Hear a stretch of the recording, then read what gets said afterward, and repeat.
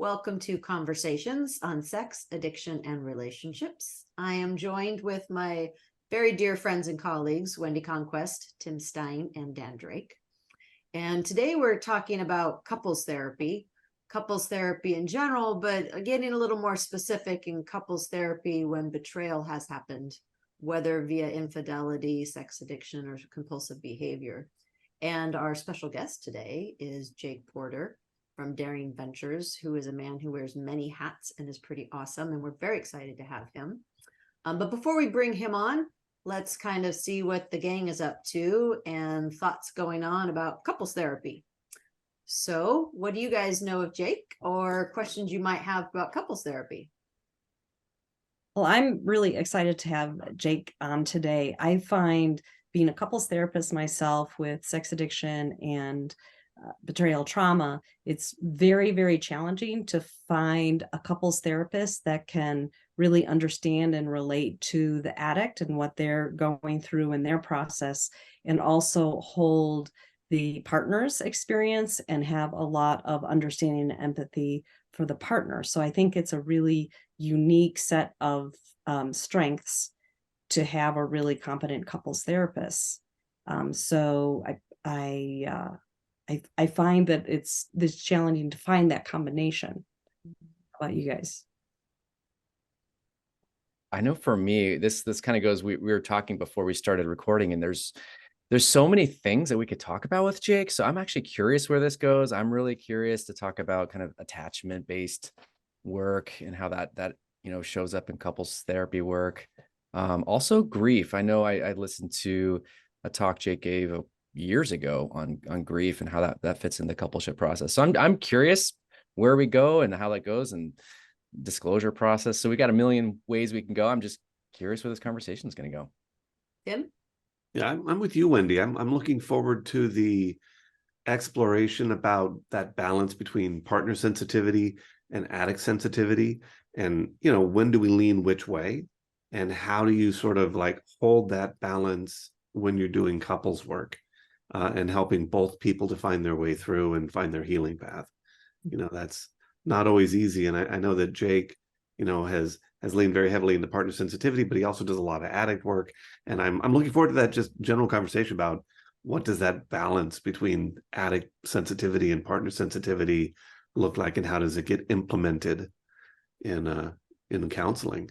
What about you, Jeannie? What's on your mind? Oh, I'm thinking, poor Jake. Like, we've just set the agenda, and these are amazing topics. And they can go far and wide. And I'm like, oh, we got 40 minutes or 39 minutes or whatever to do this. And I love everything y'all said. The difference between addict work and partner work and couples, and which is a unique, the client is the coupleship. And so a lot of folks don't realize that couples therapists have that frame of view, like the relationship is the client. I want to know more about grief. Hearing that video was so many years ago, I'm curious, does Jake have any difference of perspective on that now? Does he have new tools in the tool belt? What would he offer to clients coming in the room? So maybe we need a part 1, part 2, part 3 with Jake. But hey, Jake, come on and join us. Welcome to the Conversations. We're so glad to have you here. Ta-da, there he is. I am thrilled to be here. Thank you for having me. Been looking forward to it. Wonderful. And did you hear us kind of creating this giant list of amazing topics for you? I did, and I'm ready to cover it all in the next 39 minutes. Yeah, right? Is this one of the times where we'd have like a speed talk and we just get through lots of information? I can talk pretty fast. I can. Okay. Yeah. So let's start off. I'm gonna take the couples therapy. How did you get started to working with couples therapy, or with couples in couples therapy? Sorry. Yeah, I find that there seems to be this sort of principle or law in nature or universal, I don't know, force whereby the thing we resist, we keep getting pushed toward. That is certainly my experience. I remember when I started out doing this work thinking, I will never work with partners. It's like, give me male sex addicts. That's it. I get it. Been there, done that. I know what to do. Right. good at it, right? And then being the good recovering people pleaser that I am, and being not so recovering people pleasing at the time, started having betrayed partners say, will you see me too? Will you see me too? And was introduced to AppSats at about that same time, took the AppSats training. That's where I met Dan in 2015 here in Houston. And that there was a shift there. And then I was like, okay, well, I'll see partners and I'll see addicts, but I will not put them in a room together with me. That's not happening. And again, started getting those requests. But something happened when I got them in a room together. Something happened. I've done a lot of reflection on that. We can get into what it is that happened, but I saw the opportunity there. I saw the power of having them in the room together, and I loved it. I just kind of fell in love with it and realized this is where this is where I want to be. This is the lane I want to cruise. So that's so great. yeah. And yeah. isn't it true? The thing that you resist is what comes in your door. The universe is speaking to you. Yes, exactly. Exactly. Can I ask you, Jake? I'm curious. So there's all different kinds of couples therapists and couples type modalities. What would you say when you're working with a couple makes the way you work with couples unique, your approach? Well, I heard Marsha Linehan talking about DBT one time, and she said DBT is nothing new and she didn't invent it. She assembled, things from other modalities and therapies and put them together in a way that worked for those with, borderline personality disorder. I kind of feel like that's what I'm doing. Is I've got my CSAT training through ITAP. I've got my AppSats training. I did every level. I was on the track to certification in EFT, literally did every level of training, all the consultation hours, and all I needed to do was send in my final application, and didn't do that, but extensive EFT training. Then I got introduced to PACT, the work of Stan Tatkin, psychobiological approach to couple therapy, and lots of other things along the way. And I've cobbled together something of a model that just takes pieces of different things that seem to work with couples where there's been betrayal. And I'll give you an example of that. I love EFT, and EFT has such a strong like evidence-based foundation in the research literature. But Jake, what I found, can you do the acronyms, what the acronyms stand for? yeah, thank you, Wendy. Emotionally focused therapy. So, and that, thank you for the opportunity to clarify, because there's another EFT, which is a tapping thing. So I'm talking about Sue Johnson's emotion focused therapy, and it's such a powerful model. But actually, I didn't even find it. I just kind of intuitively sensed it when I was in the training. Like, there's no way I bring this stuff out early on with a couple where there's been betrayal. Right. Like, that ain't gonna fly. Right. So, okay, well, there's something here and it's good, but I can't just take it wholesale. So I'm going to take pieces of it and I'm going to use it at some point. And over time, working with couples, I've put together something of a model that I call couple-centered recovery that really just pulls from all these other existing models. How would you summarize? So couples centered, I think I missed it already. Singular, couple-centered recovery. There we go. Yeah. If someone were to ask you in the elevator, I always ask the elevator question. If someone to ask you, what is couple-centered recovery model? How would you describe that? So what I would say is that the first thing I would say is it's not for everybody. And maybe later we can talk about contraindications to this particular paradigm or approach. And then I would say traditional models are going to have, approaches where the addicted partner or the betraying partner's individual work is very much cast as that individual work, and the betrayed partner, same thing, very much cast as individual work. And that is going to be, each of them have their own centers in that individual work. And the couple's work is almost like this auxiliary component. When we're ready, we'll add it in. It's really more about, can we bring what we're doing here into this coupleship, this relationship? And the problem, there are a lot of problems, I think, with that.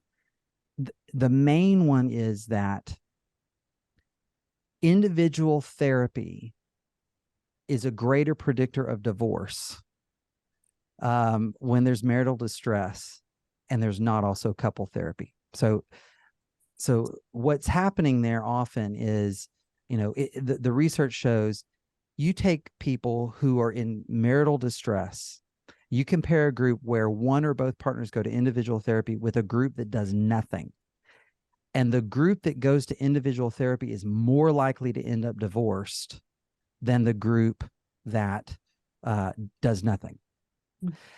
And the reason for that is individual therapy, the paradigm is, this is my client and my job is to relieve their suffering. With a couples therapist, the couple is the client. I know you guys mentioned that in the intro, right? The couple is the client, and therefore the goal cannot be to relieve either person's suffering. Sometimes suffering needs to be relieved. There's a threshold for that. There's boundaries around that, all the caveats, okay? But the primary goal has to be, can we function securely as a couple despite some degree of suffering? That's a very different paradigm. So, Okay. yeah. So So can I just ask a question here? sure, I was going to ask one too. Yeah. So, I love this, Jake, because in the CSAT model, there's been for quite some time, and also in 12 steps, it's, he does his work, she does her work, and, don't stay on your side of the street and those pieces. And that has significantly bothered me, because I start asking, but where is the interdependency and where is the empathy, and how are these two people going to coexist and resolve the issues if all of this separateness is happening? So I love what you're saying about this. And I get the question a lot when couples come in and they're starting to do disclosure, and he's starting to do recovery work and she's working on grounding and her trauma. Well, when do we do couples work? And so it's been a question that trips me up sometimes. And I've started just deferring to the couple and saying, I think collectively we need to figure out what's going to be best for you. I can't really determine that. So I love the statistic that you brought up of, if someone's doing individual therapy, that it's more likely to have divorce. That makes a lot of sense to me. Unfortunately, that makes sense. Yeah. So I'm curious, with the idea that if you're in individual, more likely to divorce, I'm wondering where in that equation or research study includes also couples work or not couples work. Because I think for me, that's the defining piece, is one person is here, one person is there, and then coming together also. Right. That's a different scenario, right? Yeah, That's a different exactly. scenario. And unfortunately, the study didn't look at that. Okay. Aha. So it didn't have that control or Okay. that additional variable isolated enough to talk about it. But I can tell you experientially and anecdotally, when I'm the couples therapist and I'm trying to collaborate with the individual therapist, where I feel frustration sometimes is about this paradigm and I've even had someone say to me, look, your job is the relationship. My job is just his recovery or her healing from trauma. And okay, that's one way to do it. But here's my question. What's the client's goal? Because if we're taking our cues from the client, which ethically, I think that's what we need to do, what is the client's goal here? If I'm working individually with someone and the client tells me that his or her goal is to preserve the relationship, okay, that's one of the top goals. And we don't even have to prioritize them, but that's a top goal. That should change the way I do individual therapy, right? It's going to change what are all the goals and objectives that help us reach that goal, that larger goal. And I think that my side of the street, your side of the street thing, therapists can take that on as well. Oh, well, that's your side. Well, okay, but the reality is, and this is where we can bring some neuroscience into it. If these two people live together, or even if they don't live together, but they interact and they're in part of this dyad, healthy or not, right? They impact one another. They influence one another. Their tone of voice, their vocal expression. How quickly do you respond to my text? How do my requests land on you? All of those things have a literal, visceral, neurobiological effect on your partner. Are you going to own that or not? Right. Right. And as an individual therapist, am I going to own that about my client? So when I'm teaching them boundaries, is it enough for me to say, hey, honey, that's your stuff, not my stuff. I know that I'm in my integrity here, and that's really yours. Or do I say, wow, you're hurting. It feels like I might have stepped in something really big here, and I don't want you to hurt. Can we talk more about this? What's my goal? Right. I have a metaphor I use often with my couples, which I call the fence, because I remember back in the day, this idea of stay on your side of the street. And my thought was, that does not preserve relationships. That creates more distance. So instead, we have a little 4-foot fence and we have our own yards. And what that really is signifying is our own differentiated selves.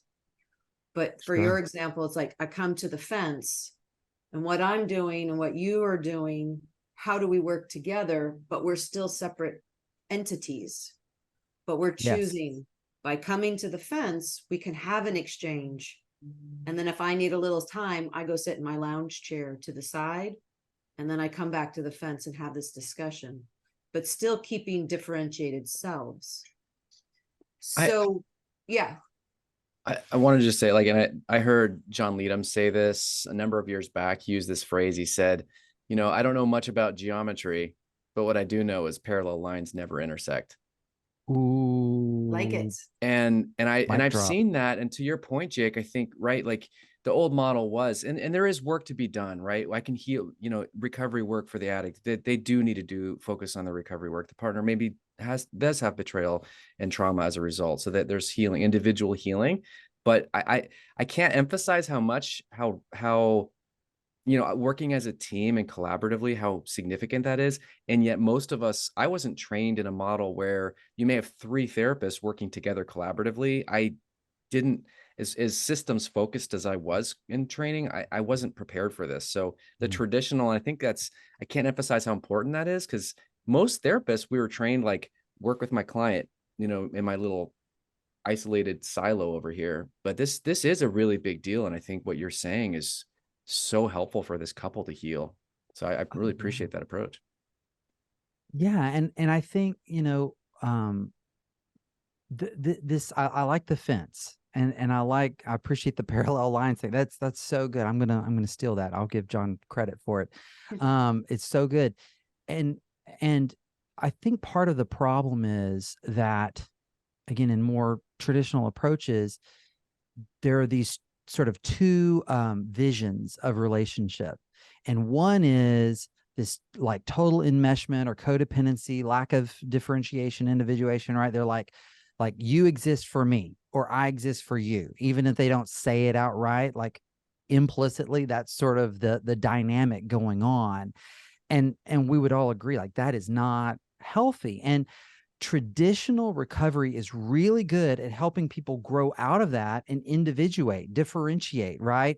And it's like, no, I'm responsible for me. I take care of me. You're responsible for you. I can't make you do something, and I think that when you move from that first vision to the second, it feels so much better, so much healthier. It's hard to imagine it could get better yet. But I'm here to say there's more. And there's this additional sort of vision or layer you can add where, okay, I'm responsible for me, you're responsible for you, but I'm also recognizing my influence over you and yours over me, and I can help myself and my partner at the same time. Mhm. I call You that know, gifting. I love You it. know, is Yeah. choosing to gift to someone. And then Yes. what, from that differentiated self, I can choose to offer this experience or support you in this way because now I have conscious choice Right. versus I have to, or I should, or I'm not good if I don't, you know, so it's Yes. really conscious choice of gifting. That's good. It's well said. I was curious. So this has taken us another route. Hope everyone's cool with that, about the grief work. And okay, so for our listeners, what would you say that really means? My question, like, what's the grief work? What's that about? Yeah. Grief is, so not every loss causes grief. That's the first thing, right? Like if I lose my little water thing here, this completely overpriced water container that I have, which was a wonderful gift from someone, and I really like it and I use it every day. I'm gonna be like, dadgummit, but I'm not gonna grieve it. So a loss only pushes us into grief when, in light of the loss, we have to rework, reorganize, reconstruct something called our assumptive world or our assumptive reality, the world as we assume it to be. Okay. So, I've never known the world without my mom. My mom dies. What does it mean to be in the world without my mom? Okay. So the more woven into the fabric of our assumptive reality something is, when that thing is gone, the more intense the grief work will be. Okay. So what happens with betrayal, hidden betrayal, is what's lost. There's loss on both sides. For the betrayed partner, what's lost is the story that he or she thought they had, right? I thought this was our story. Not that it was all, rainbows and unicorns and, sprinkles. Even it was hard, even it's filled with challenge. This is what I thought we had. It is gone. And that causes a crisis in the brain, right? That's now I can't predict future threat and all this kind of stuff. But even once I have all the data that a disclosure can give, now I have to make sense of it. Grief is essentially a meaning-making process. What does it mean that this wasn't my reality, but this is? What does it mean that I don't have this story anymore and I have this one? What does it mean that that anniversary trip where I thought this, I now know, had these two events on either side of it? What does that mean? For the addicted partner or the partner who did the betraying, what's lost there? Probably a pretty major unhealthy defense mechanism or coping mechanism that they might have been carrying for decades. That's a grief process. That's hard for a lot of partners to think like he's going to grieve the loss of his addiction, but technically, clinically, yes. What does it mean to be in the world and not have that anymore? Mm-hmm. Mm-hmm. And here's where, let's bring it into the couples realm now. They will grieve, like, unless they get, the trauma's untreated, they need more trauma work, or there's continued new discoveries and lack of stabilization. All that will keep them from getting into grief work. If they do get safety and stabilization, they're going to grieve. Your brain is naturally going to process through this. What does this mean that this happened, right? But if they do that individually, they will not come out the other side of their grief work with a shared story. So the shared story that was lost is not replaced with anything, and it will be very difficult to have a shared trajectory of the future without a shared understanding of the past. It's critical for rebuilding trust. I can believe you love me to whatever extent you're capable of love. But if I don't know that you understand how you hurt me, how I really experienced what you did, I'm going to have a harder time trusting you won't do it again. Love is not all you need. Okay. So that's a part of it. There's so much growth and empathy that can happen through the development of this collaborative narrative. So grief work for a couple is, what's our new story going to be? because how we come together to understand what has happened to us is going to point us in a direction for a future that is shared or not. You know, I've been having these conversations with my clients lately about clearing, creating space for creation. And oftentimes that process of clearing is uncomfortable, you know, and in many cultures we've had like the gods of destruction and all that kind of stuff. And really, when you look at that, it's something has to get cleared out so that we can create something new. And that's true for us individually in our recovery. Like you were saying, you know, as addicts, I mean, I know this story. Grieving the loss of my addiction, as dysfunctional and as much as I did not want it, there was still a grieving process going on there.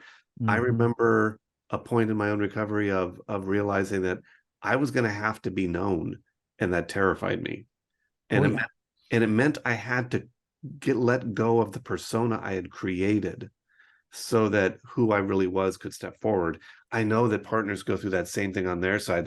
The relationship I thought I had, the way that I thought that I related to you is gone. And now what happens, and what do I build in its place? And the couples are doing that. But there's this piece about it embracing, and I think this is where the grieving comes in, because the grieving is the experience of feeling that clearing of space. It's the letting go of, it's the trusting that whatever I'm letting go of here is going to be painful. It's going to be uncomfortable, but that's the only path forward to allowing something new to be created.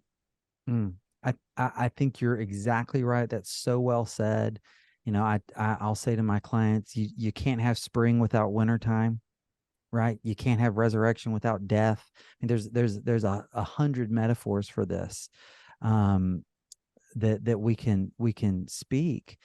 And the most sort of powerful moment I had that helped me see this, it was with my clients are my greatest teachers, right? So I'm with this couple who I had been working with for probably 18 months at this point, 2 years, maybe somewhere in that range. And this guy he went away to a program, a very good program, 45 days, came out, he was sober. But every time she wanted to talk about the past, talk about all it, he's like, I can't do that. I'm moving forward. Part of this couple's story was that 40 years before that, they had lost a child. Okay. I think she was 2 years old. And every year for 40 years, on that child's birthday and on the date of that child's death, the mom would go visit the grave. And every year she asked the dad, her husband, will you go visit the grave with me? And every year he said, I don't need to do that. You know, I carry her in my heart. I don't need to go stand. That's just a plot of land, whatever. So fast forward to in my office, and I'm trying to help her express her pain. It's a very EFT-ish moment. Okay. And something clicks in him, and he looks at her, and with tears in his eyes, he said, you need me to go stand over the grave with you. I was like, that's it. Can we do this together or not? You know, like he had to go, let's look at the carnage. That's also his words. I'm going to walk through the carnage, right, with you, so that you're not alone with it, and so we can build something new. You know, when I hear you tell that story, what I hear is he had a little bit of a dramatic shift, and I'll put it in shift from just doing his sobriety work into recovery work. Sure. And I think about like the couples that we work with, and I kind of will say the determining factor on the addict side, whether the relationship's going to have chances, is have they found recovery, which really means, are they living their life differently? Are they having empathy? Are they stepping into that recovery zone? On the partner side, it's often, are they willing to tolerate that the addict's journey and that their journey as a couple is going to be imperfect?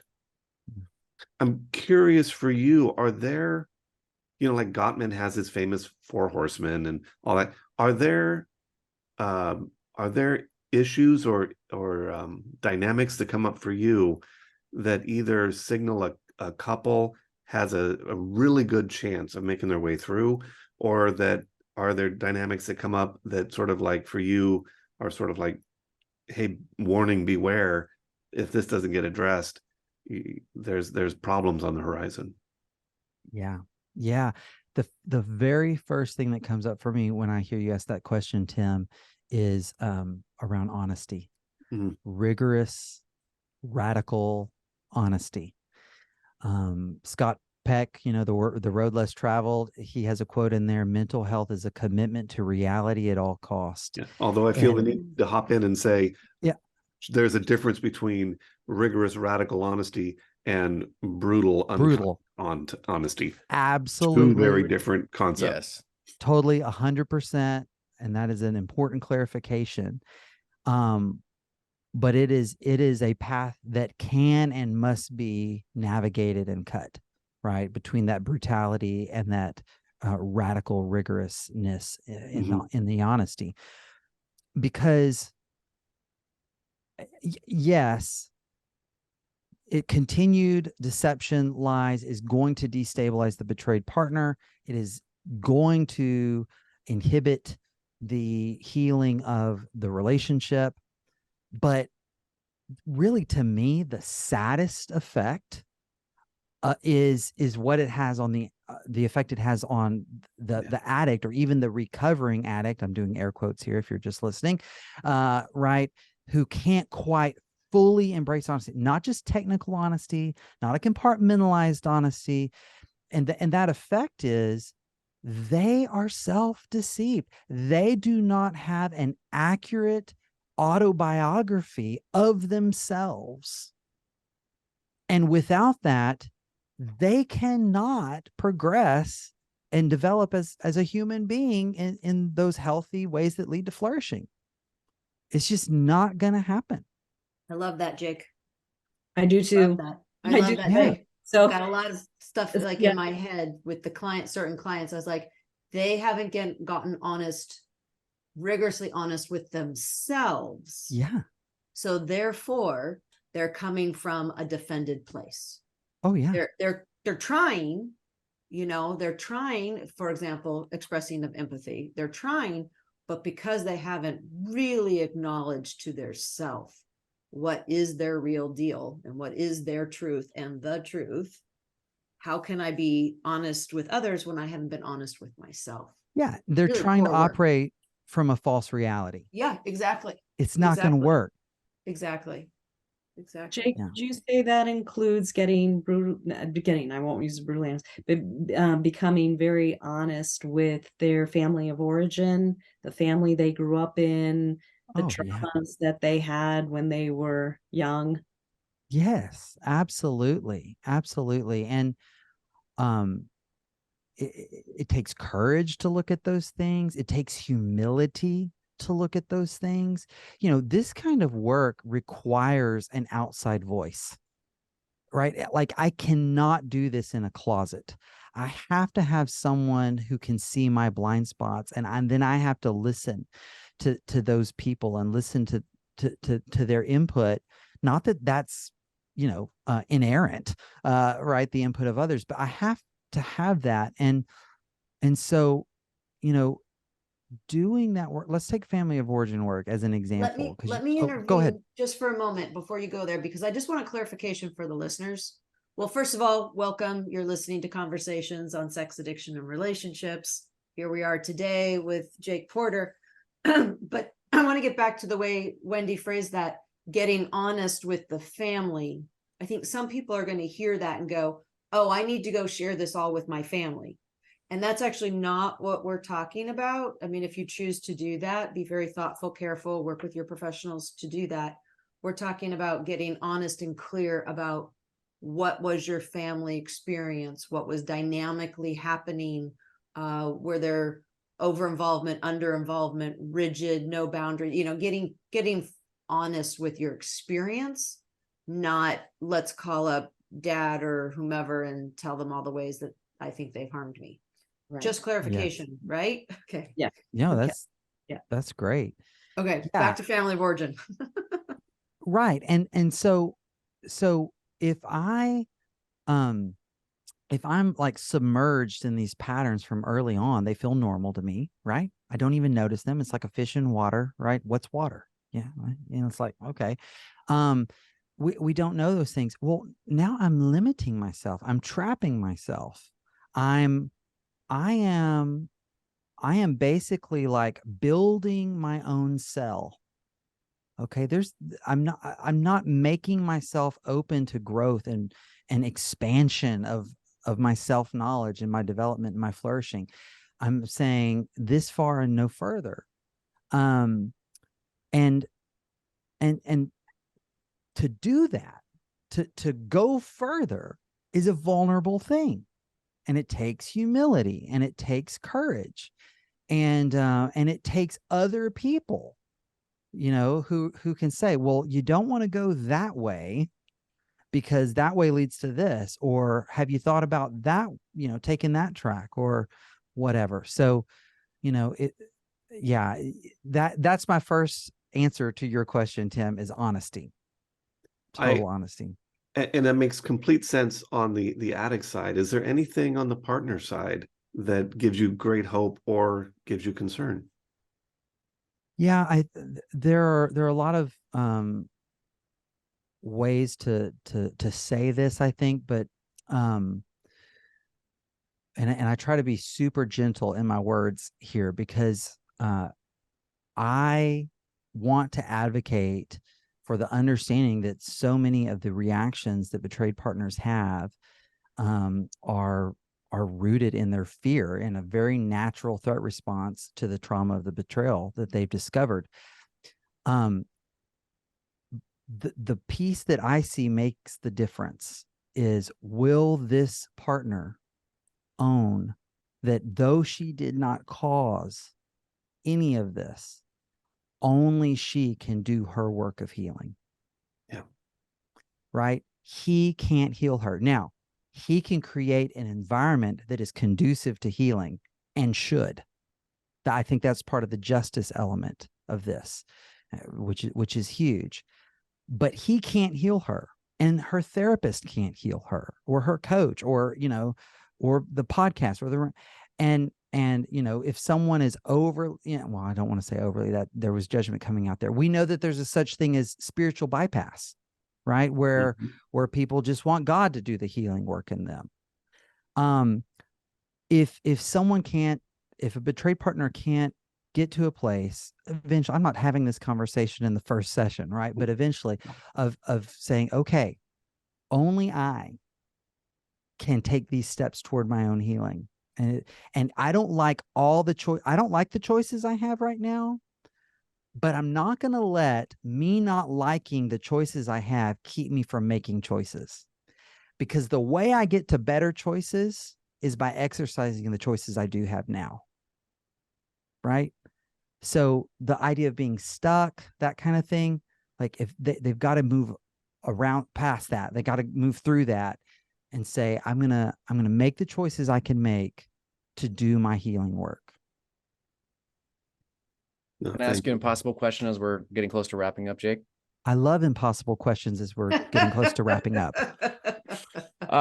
So any tips or advice for couples who are just starting this process, coming in, there's betrayal of some kind, and they're finding this resource.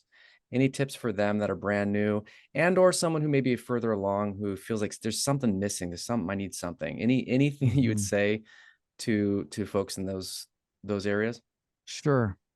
So when I think about someone who's just getting started, I think this is what I would say to the betraying partner or the addicted partner. Okay. Is I would say, especially if they've already gotten a little bit started in individual work and maybe they're in a 12-step program, I would say this: think about why a 12-step program works. And there's actually research on this. Okay. What makes a 12-step program work? It comes down to two things. Well, first of all, it only works if you work it. Okay.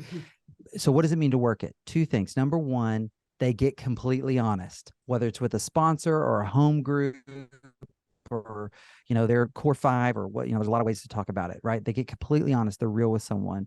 And then the other thing is this idea that I'm going to put my recovery first. Now, what's meant by that? I'm going to go to my meetings. I'm going to make it, I'm going to do the step work that my sponsor puts me through. So what's actually happening there is they're being transparent, and they're not making themselves the center of their own universe. Here's what I want to say to the addict out there who's just getting started. Take those 2 things that we know work and apply them in the most important relationship in your life, which is with your wife. Mm-hmm. That's couple-centered recovery. Okay. That's a better elevator pitch than my first one. It's like the thing that works out there. Why would you do that with these guys that you spend 2-3 hours a week with, when you spend many times that with this woman who is also the one you hurt? That's where you go learn to be transparent and put something bigger than yourself in front of yourself. Mm-hmm. Okay. So that's some advice I'd give to those starting out on the addiction side. On the betrayed partner side, I would say find the right help. That's just like you've got to find the right help. There is a such thing as treatment-induced trauma, and maybe you've already experienced that, and you get to say, this is not good for me. And you get to interview your provider. Mm-hmm. And AppSats is a great resource to find those people who would be helpful. And mm-hmm. So there's that.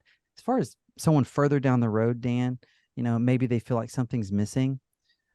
I would say spend some time, replay this episode, right? And it was kind of convoluted, I know, and kind of heady what I talked about, that paradigm around individual work versus couples work, those visions of a relationship. What are we aiming at?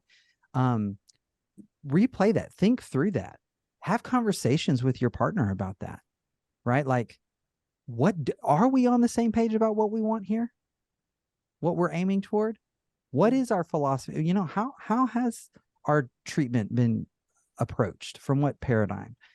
And maybe there's a need of a bit of a course correction in there. And that could be as simple as just telling your existing therapist, hey, I want to amend my goals for what we're doing together.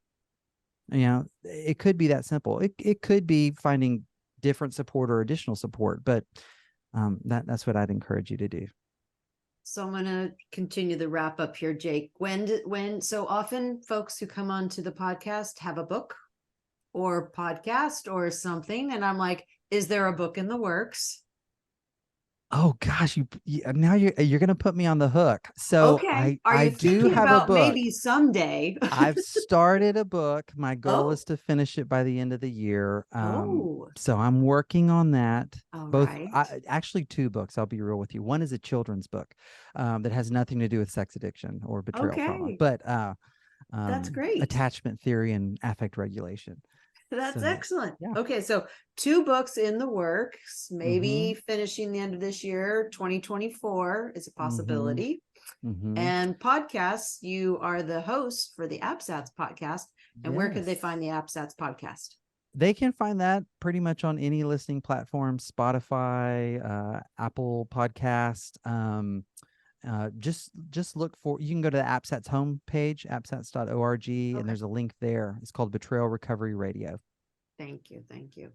Thank you for being on the show today and coming to talk to us about couples therapy and attachment and grief. What a rich conversation, and just so appreciate you spending time with us. My pleasure. Thank you all, and thank you to our listeners who joined our conversation on sex addiction and relationships. And just like Jake was talking about, where you can find the AppSats conversations, you can find on YouTube, all your podcast platforms, and Instagram, and all those cool places that I'm forgetting to say. Tim, what am I forgetting? We are also doing mailbag episodes. So if you have questions, comments on betrayal, trauma, sex addiction, sex, relationships, or kayaking, send us the questions, and you can email those to conversations.sar@gmail.com, and we will get to your questions to the best of our ability. Thank you. Thank everyone for joining us, and hope you have a lovely day.